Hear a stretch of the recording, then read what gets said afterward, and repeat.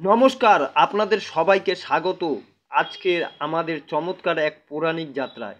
আজ আমরা শুনব এক ঐতিহাসিক ও অলৌকিক ঘটনার গল্প। সমুদ্র মন্থন। দেবতার অসুরেরা কিভাবে একসাথে মিলিত হয়ে সৃষ্টির গভীর রহস্য উদ্ঘাটন করেছিল, সেই অসাধারণ কাহিনী আজ আপনাদের জন্য। তাহলে চলুন ডুবে যাই এই কল্পনাতীত মহাকাব্যের জাদুময় জগতে। চলুন তাহলে শুরু করা যাক গল্পটির নাম হলো সমুদ্র মন্থনের গল্প। এক সময় দেবতারা শক্তি হারিয়ে ফেলেন। তখন ভগবান বিষ্ণু বলেন, অমৃত পেতে হলে দুধের সমুদ্র মন্থন করতে হবে। দেবতার অসুর মিলে সমুদ্র মন্থন শুরু করেন।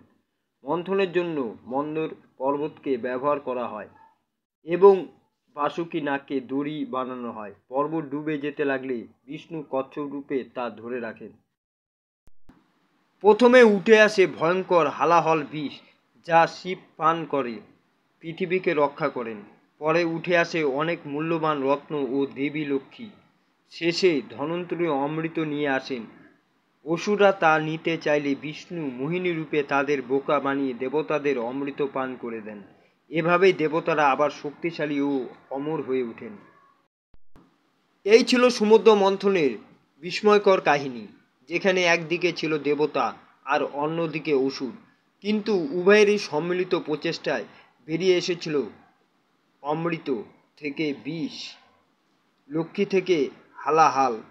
এই কাহিনী শুধু একটি পুরাণ নয়, এটি আমাদের জীবনের পথিক, ভালো মন্দের দূরত্ব, ধৈর্যের প্রতীক্ষা আর অবশেষে প্রাপ্তির আনন্দ।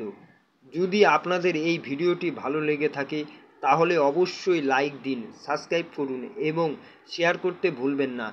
দেখা হবে পরের কোনো নতুন পৌরাণিক কাহিনীতে। ততক্ষণ পর্যন্ত ভালো থাকুন, সুস্থ থাকুন।